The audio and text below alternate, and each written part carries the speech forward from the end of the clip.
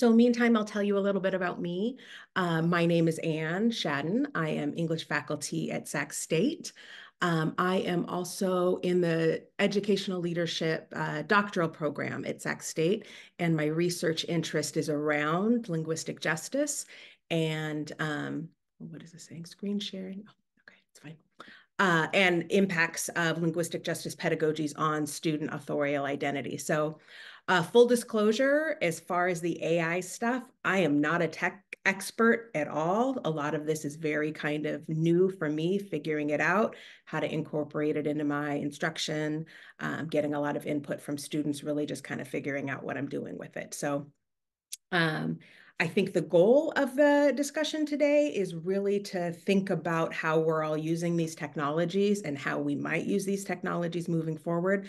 I'm just going to present some information about like the capacities of AI in writing instruction, and then hopefully we can talk about what some of that means and think through some of those issues together.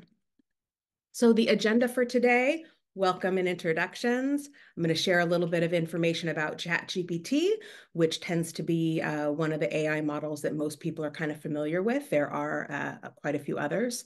I'm going to introduce a concept called rating, which is writing with AI, and then we'll move into thinking about implications of all of this for linguistic justice work. And then hopefully my goal is to kind of get us toward some small group discussions and Q&A. And then I'll close with some kind of syllabus recommendations, like what kind of language you might put into your syllabi for policies around AI use in the writing classroom. And then we'll kind of close out. All right. So a few kind of just like food for thought kind of quotes to get us thinking about this, moving into this discussion. The use of AI constitutes a new literacy. And then the idea that AI has the potential to equalize educational opportunities for students with disabilities, English language learners, and those from marginalized backgrounds affected by educational disparities. So I don't know how it sounds in your departments. In my department, there is a lot of nervousness around AI, a lot of concerns. And so I do think that going into this conversation, thinking about the opportunities that it presents, as well as being mindful about some of the things that we want to be cautious about or areas that we want to work through is helpful. But seeing the potential here, or at least be open-minded to the potential, I think is a good place to start. So a few just kind of like backgrounds or statistics about the growing use of ChatGPT. As of March of this year, more than 180.5 million monthly users just on ChatGPT. That doesn't include other models like Claude or I can't remember the name of the new Microsoft one, but there are lots of different artificial intelligence programs. So there's more than 16 billion all-time views. It's used by 92% of Fortune 500 companies. 64.53% of the users are in the 18 to 34 age group, so the demographic of quite a few, the vast majority of our students. And then 53% of readers in a recent Toolster survey could not identify ChatGPT written content as AI generated. So the capacity for this to have AI generate content that feels human written, more than half of people polled couldn't tell that the content was actually written by AI. All right, so I want to share with you this concept of rating. So that is writing with AI. So when we think about it, in terms of our writing instruction, how we can actually use AI to facilitate the writing process with students. So writing or rating, writing with AI is using AI and using those chatbots as part of the writing process. And so an argument in favor of this idea of rating is that it can help students to focus more on higher level critical thinking skills and creativity and organization and genre awareness over and above more of the mechanical nature of writing. So what that means then is coaching students through a critical evaluation of AI-generated content. So you put a prompt into something like ChatGPT, you get content back, And then you've got to take a look at that content to determine the quality, the veracity, and then determine how to use that content for your own audience purpose and genre. So when I'm talking about using AI with my students, we talk a lot about using it as a planning tool, using it as a brainstorming tool, using it to get ideas and information, but we still have to fact check that information, and then we still have to decide what we want to do with it. So it becomes a lot about revision work. So this is the concept of rating. And a lot of the information that I'm going to go through with you on these first few slides is from the National Institute on AI and Society. So there's links on all the slides there where you can access that same information. This is actually a new institute at Sac State. Okay. So, suggestions for teaching rating. So, one is just to acknowledge the growing use of AI in academic settings. And in my department, a lot of the conversation around AI and student writing has to do with kind of a policing function, right? How do we run it through Turnitin, or how do we tell if this is actually student writing versus, whether it is AI generated writing? So, there's a lot of controversy around that. Turnitin, will give a score to say whether that content is AI generated, but it's not very reliable, and you still don't really know how students created that content or what they did with it. I happen to have a lot of students when I have conversations with them about their writing who will say, I wrote my entire draft in Persian and then I translated it into English. So it was my writing and I used AI in the translation process. Or I wrote my entire draft myself, but I used AI to help clean up some of my grammar and some of my mechanics. So yes, it is my writing, but AI was an assistant. So those drafts would be marked as flagged as 100% AI generated, even though it really was a lot of students' individual authentic authorship that went toward the creation. So whenever you get a percentage of an AI content, and if that's something that you're nervous about or worried about or want to make sure that your students are engaged in ethically honest academic behaviors, having a conversation about that is really helpful. It doesn't necessarily mean that they just put a writing prompt into something like ChatGPT and out came an essay and that's what they turned in. So those scores aren't really reliable. We can't really trust them. So I think all of this means or suggests that we need to think about some kind of shift in our instructional practices and our assessment practices to support new skills in prompt generation. So helping students to use ChatGPT to develop rich prompts that help them to express their thoughts. And that we need to coach them through not only generating those prompts, but then evaluating and revising those outputs. So it really does signal the potential need for a dramatic shift in how we are approaching writing instruction.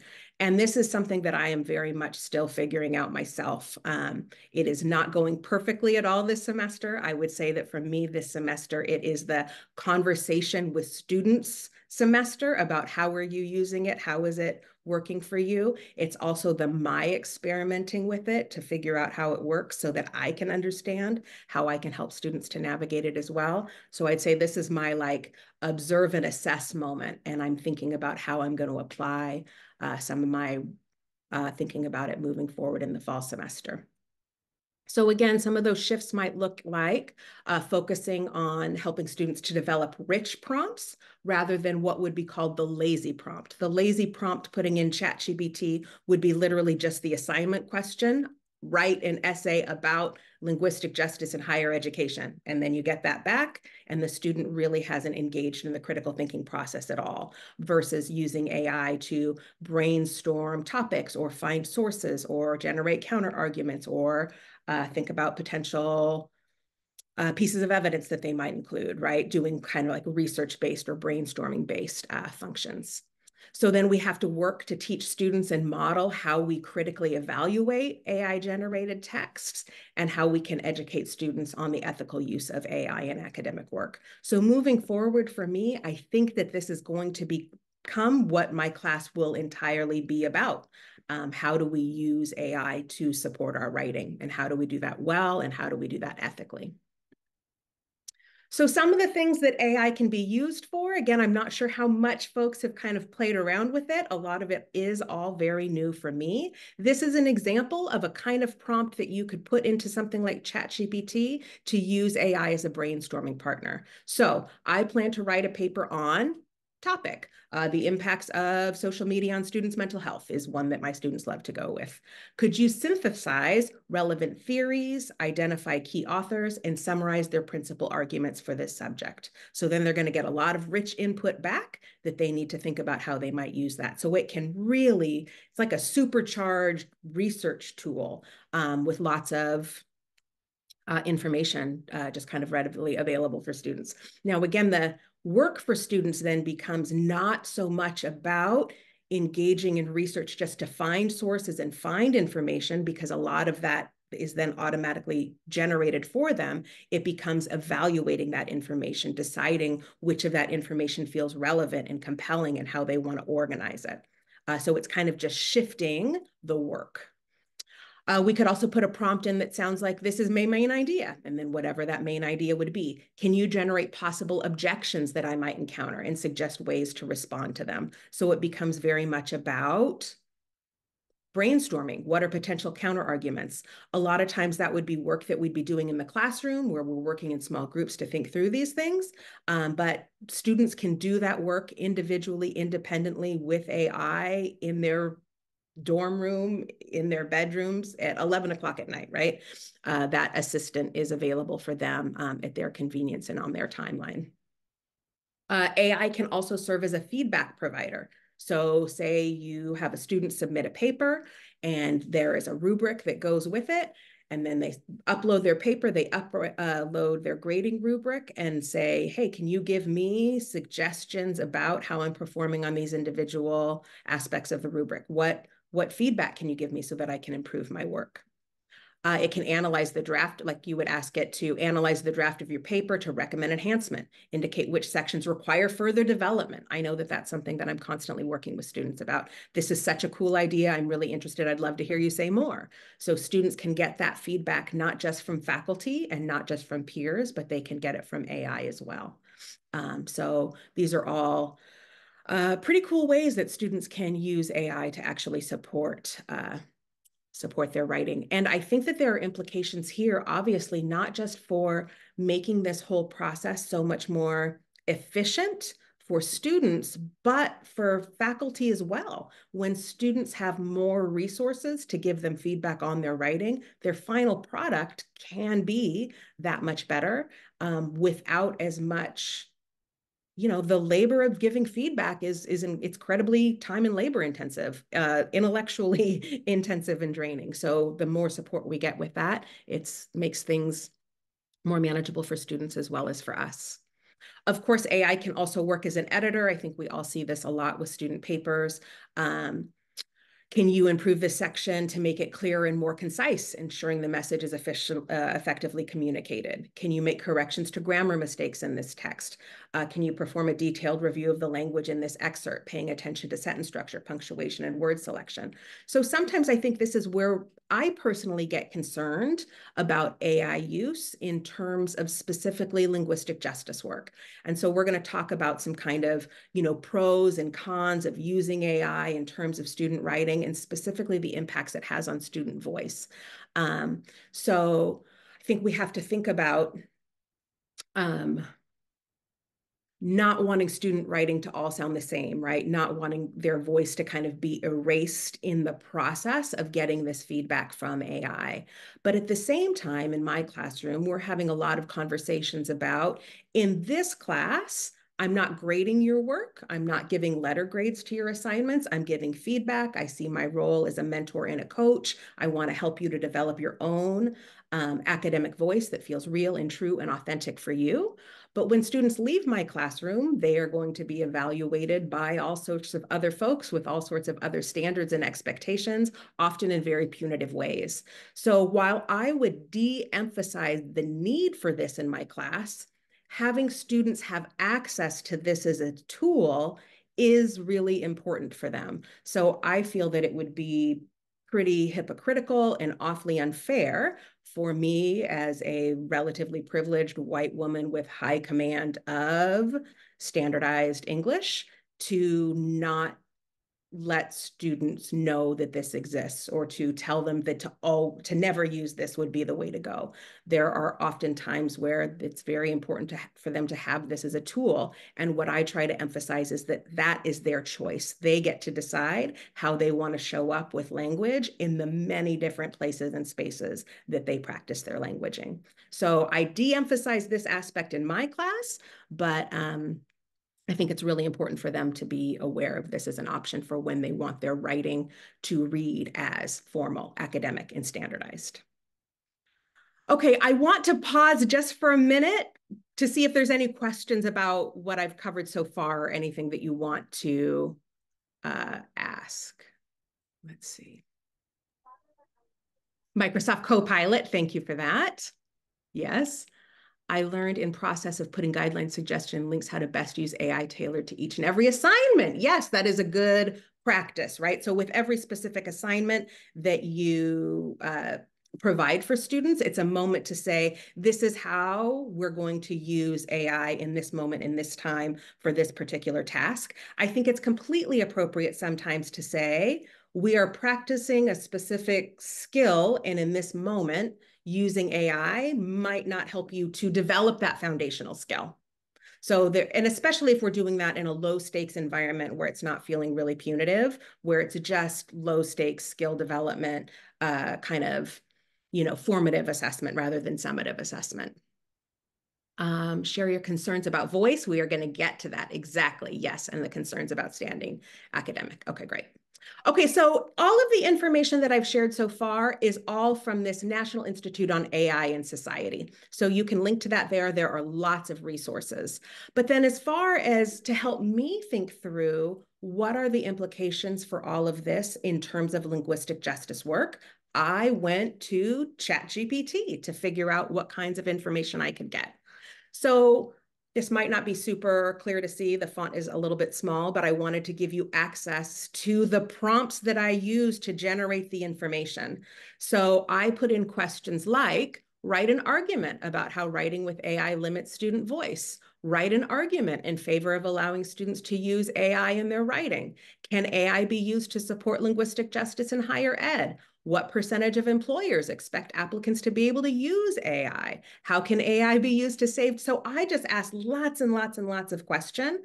And to be honest, it generated almost an insurmountable amount of information. So when I ran all of these prompts, I would say that I kind of overdid it. So this would be a really cool thing, I think, to work through with students, as if to say, how much is too much? And I know that we've all experienced that ourselves when writing research papers, or when coaching students through writing research papers. There's a time when you've kind of saturated and it's too much research and you're just continuing and not really stopping to write. So I got so much information that it became almost hard for me to work with it at a certain point. So I'm learning just through the process of doing this that coming up with a really solid question and then seeing what I get is helpful. So rather than asking 75 questions, right, being able to kind of tailor that and have, I could have asked a question that sounded like, what are the pros and cons of using AI in student writing on student voice, something like that. And then I would get them both kind of together. But this is an example of the iterative process of asking questions and seeing what you're working with. And then the work became sorting through all of that and deciding what kind of stood out to me and what felt important. And so my ability to do all of that really did come from my own experience as a teacher, right? My own experience as a student, the background that I already had in linguistic justice work, the background that I already have in thinking through student voice. So you can't really just use AI without drawing on your own information and knowledge and expertise. That's how you kind of think about, well, what do I do with all of that once I have it? And that's a lot of the work that I think that we're going to be doing with students. So I wanted to be really transparent in saying with you that this is how I got a lot of the information that I'm about to share with you. It was from ChatGPT, and you can see the whole transcript of my discussion at the link here. And again, we're going to be sharing the slides on the conference website. So this is what I learned in my research from this 20-page transcript that came out of all of those questions that I asked. So as far as potential benefits and potential concerns, on both sides is this idea of creativity. So one of the ideas around using AI as a writing assistant, as a brainstorming partner, is that it can enhance your creativity. I wouldn't have been able to come up with so many ideas about linguistic justice and AI without using ChatGPT to get some of those ideas. This is a relatively new question. ChatGPT has only been around for 2 years.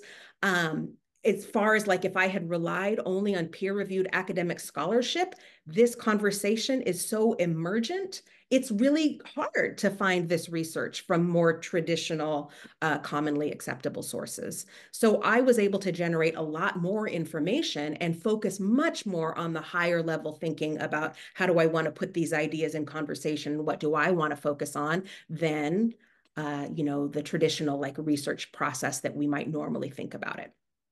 But then, of course, we can worry about negative impacts on creativity. So it's very helpful in terms of a brainstorming tool. But if students are just pulling, right, getting output and then publishing that output as if it is their own, then they're not doing the work, right? They're not engaging in the process, that their, unique ideas aren't necessarily being represented there. So one of the conversations that I have with students when we talk about this, and again, in my class, we really emphasize the importance of voice. We really emphasize the importance of your positionality and what your positionality brings to the conversation that you're kind of putting forward. So when I talk to students about how we're going to use AI and the potential for it and the limitations of it, I share my thinking that much of the information, right, where all of the AI generated information is coming from is from the existing body of knowledge. And who has had control of that existing body of knowledge throughout, modern history? It is wealthy, white, privileged, English speaking Western folks for the most part. So if we were to ask AI, for example, to generate pizzas. And we think about it in terms of, well, AI is only going to give us what already exists. AI is only going to give us what's most common, what's most representative, which already is. So we'll get some pepperoni pizzas, right? We'll get some combo pizzas. We'll get a vegetarian pizza. If we're lucky, maybe we'll get like I don't know, fancy vegetarian pizza with like artichoke hearts and white sauce, right? But you're going to get that which already exists, and you won't necessarily get that which is creative or emergent or new or exciting or diverse or representative of other cultures and perspectives and ideologies. So AI is not going to give us the really cool banh mi pizza. I've been seeing all over my Instagram birria pizzas. AI is probably not going to give us that, right? That's where individual creativity and culture comes into the influencing of something like pizza. So it really is important that we use it as a tool, but that we don't get lost because our voices kind of matter. And so I think if we are engaging in that conversation with students about that and being honest about that and letting them know that our classes are a safe space to use their own voice, and they're not being penalized for that, then, hopefully we're able to strike that balance kind of together. Obviously, in terms of benefits, the efficiency of it, if you haven't played around with it yet, it really is mind-boggling just how efficient this can be. The amount of time that it can spend or the amount of time that you can save just in doing research or getting ideas, it really is pretty amazing. Ultimately, if what we're looking for is improved writing products, it can really help to support that. It can provide language learning support. It can provide translation. It can provide captions. It can provide a lot of confidence for students to feel like they're having more ideas for their writing and that they're getting more models for their writing. It frees them up to focus on more higher level thinking skills. And really, this is real world preparation. And that earlier slide where it said, I don't know, 92, 93% of Fortune 500 companies are using this. It is a new literacy. These are skills that employers are kind of looking for. So again, as far as the potential concerns, the biggest worry for me is about loss of authenticity, is about homogenization of ideas, is about diminished creativity. We could also worry about dependency issues, right? Not putting in the labor, not doing the work, not having, I mean, part of the joy of writing is going through that struggle and then seeing the final product at the end.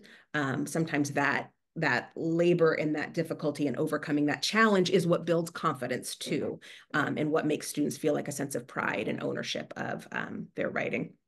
And then again, there's the engagement concerns. If you just kind of have this easy access, it's easy to put work off or avoid work or not really engage in that grappling of checking your sources and thinking about how to revise it when it is so readily available to you and you know that it's very difficult for faculty to know, right, tell the difference between AI generated text and human generated text. It's very easy to, shortchange the labor and take the easy way on that. Okay, so this is where I'm hoping we can kind of have some conversations about it. So I don't know if we want to do hand raising or question in the chat or unmute and talk. Again, I do not have all of the answers to this stuff. It's just very much what I am figuring out in the moment, but I would love to know what you folks are thinking, questions you have for me, what you're doing in your classrooms that's working, what you're doing in your classrooms that you're having challenges with. What are your thoughts about all of this?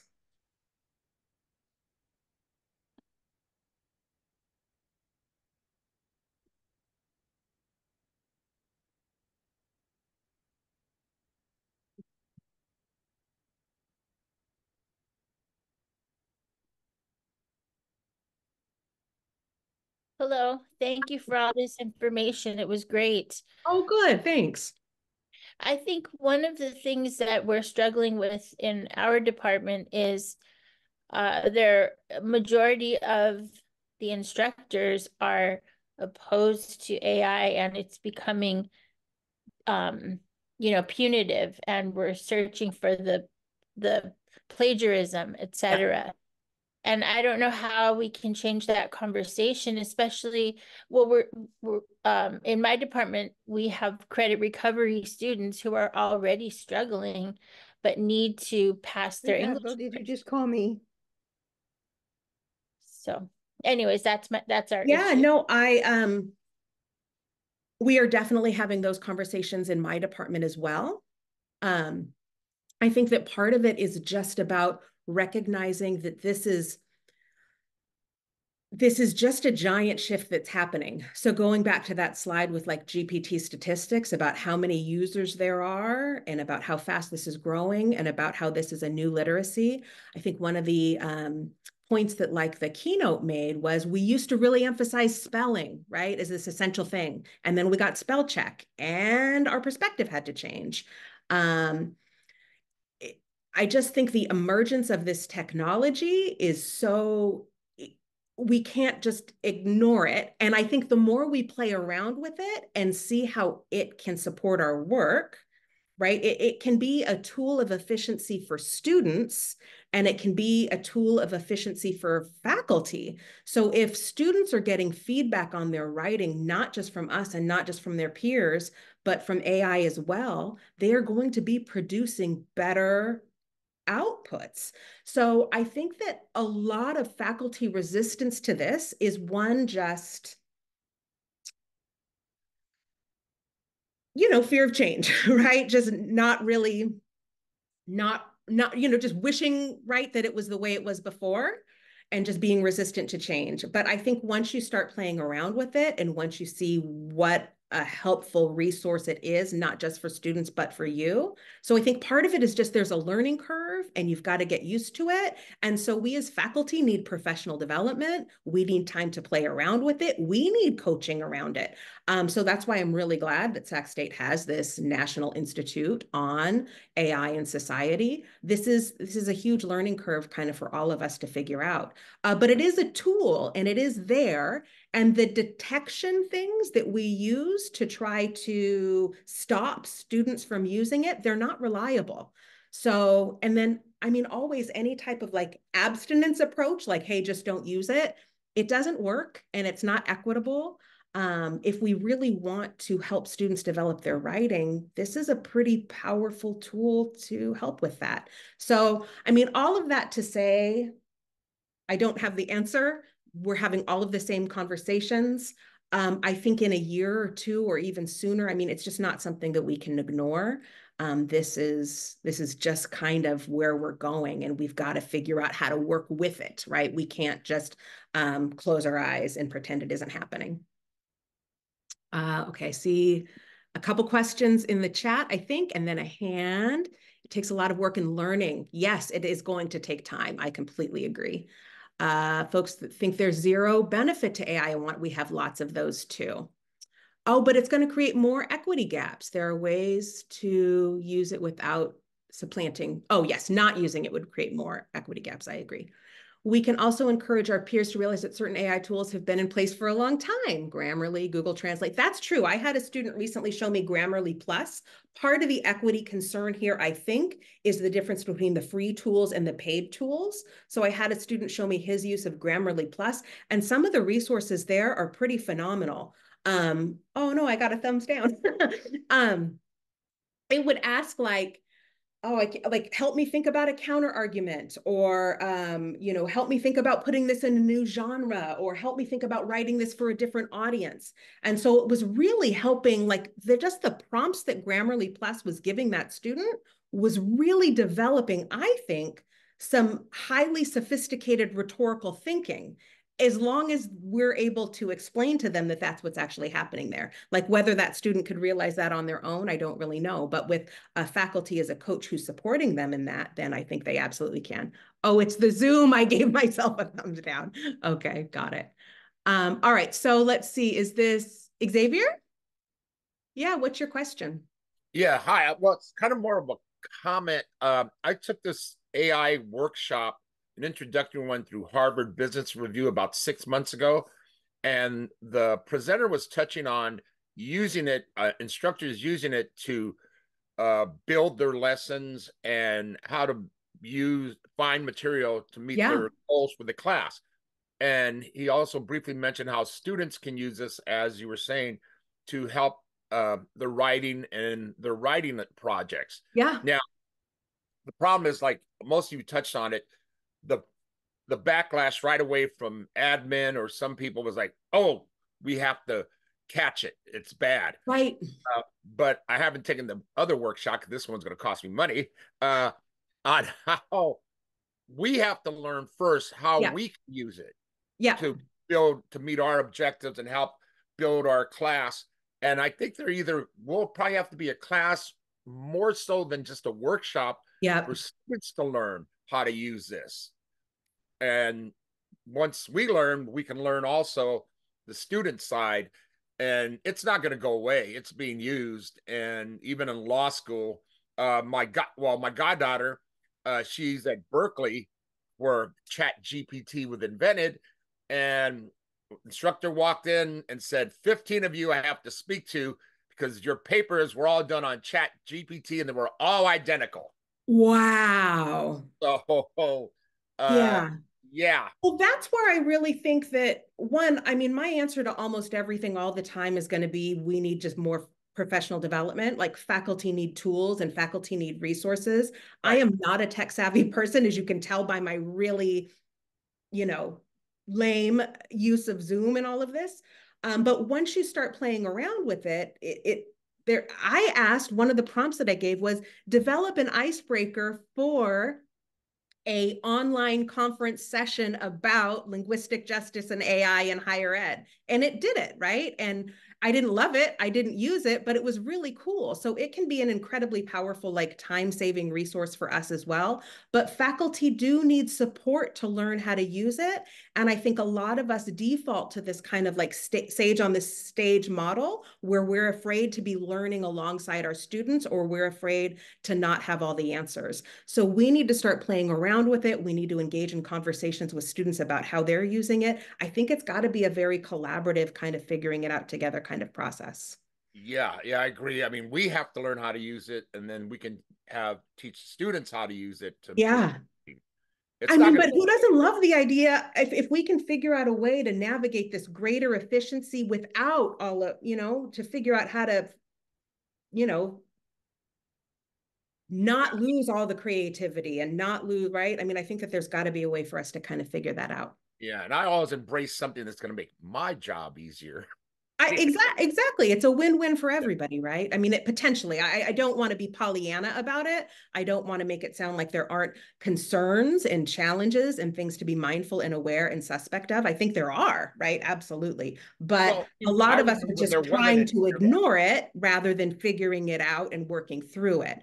And I don't think the ignoring it is going to be sustainable. Yeah, it's just another level because in the beginning, when the internet, see, that's how old I am, the Right. internet was released. The big concern was, oh, students are going to copy and paste off the internet. And they Right. did. Right. And they got caught. Some of them got caught. So It's it's just, I think if we think about it as shifting literacy, it's incredibly helpful. Does it mean that the nature of our work is changing in radically huge ways? Yes. But we just, right? We've got to figure it out. have to Maria. adapt. Hi, everyone. It's a pleasure seeing and hearing what everybody is doing in their schools. So at our department, actually, we are embracing AI, but I experienced the other side where students feel so dependent on Yeah. AI that they are losing their voice and their power. Yeah.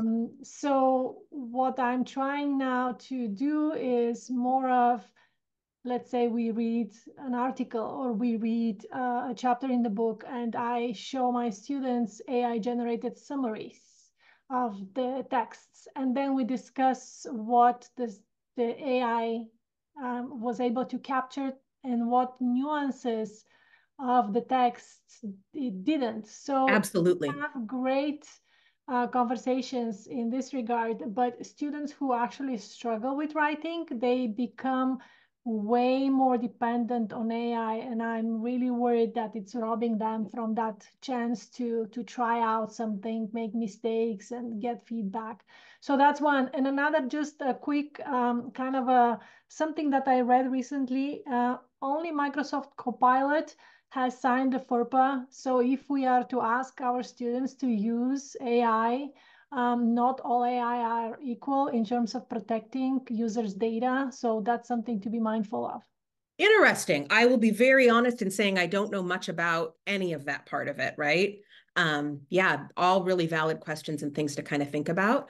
Where I'm moving forward and what I'm thinking about in the fall is really just, I mean, I think that one of the nice things that we have is like composition instructors and just like comp pedagogy background, right, has just always been this process orientation. So in a lot of writing classes, it's not really usually possible for a student to just put a lazy prompt in, write a paper about blank, and turn it in and let that go. Normally, we're walking them through a really rich process, right, with lots of brainstorming and feedback and peer review and revision plans and right? So it's very hard in most writing classes for a student to just generate a paper.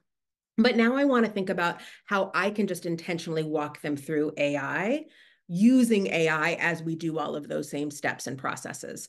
So I think we've always had the challenge of figuring out how to get reluctant writers to want to write. And it could be that this does complicate it in some new ways. Yeah. Erica. I really appreciate you bringing up this idea of lazy prompts and us just, these things have always been issues. I was at a conference last week and was attending a panel on ChatGPT, and there were a couple of comments made about laziness, and it was related to faculty. It's going to make faculty lazy. Ah. And there was a lot of pushback from people. And then somebody about 10 minutes later said something about how great ChatGPT was because it was going to allow them to revise all of their handouts they had been using for the last 20 years. And in my mind, it made me realize, like laziness has always existed. Like that person has been using the same handouts for 20 years. Sure. right? Yeah. Chat GPT or no. Yep. And I think the arguments that we could make about students being lazy and codependent on this or too dependent the same could be true, right? Of all of the 96% of the Fortune 500 companies who are currently relying on this, or faculty or whatever. So I just really like how you're framing it. Of these are, in some ways, they are new problems. Yeah. But the roots of those problems are not new, right? The people who are going to cheat will cheat in different ways. The people who are lazy in whatever ways. And the people who really do want to do that critical thinking, sorry, that was my phone, critical thinking will do that critical thinking. So I just The other appreciate thing this I think, like, conversation. I'm using the language of the lazy prompt mostly because if you go to that NAIS site, like that's what they call it, the lazy prompt versus the rich prompt, right? So the lazy prompt says generate a paper, right? And then you put that output as if it's your own when it's not. But I do think that in all of this conversation, it invites us to think about where we get all these ideas about a work ethic, or where we get all of these ideas about Exactly. how demand or what rigor means, right? Yeah. Why does it always have to be laborious, or why does it always have to be almost like a hazing moment? Like, don't we want to support students in their writing, to encourage them to express their voice and develop their critical thinking skills? But does it always have to be difficult just for the sake of being difficult? Like, I think that there is some history here to just our approach to what college is, as if it's this gauntlet, right? But Right. why do we have to be so worried about having things be? We're all looking for work-life balance. We're all looking for students to be successful. We're all looking to feel successful. We all realize that most of our students, many of our students, are commuting, working, taking care of siblings, dealing with all kinds of mental health issues. If we can remove some of the barriers, if we can de-stress some of it, we have to be excited about that. Again, Absolutely. not to say that it solves all the problems, or that it's right, that there aren't challenges, and that we're not navigating all kinds of new terrain with all kinds of unanticipated side effect, right?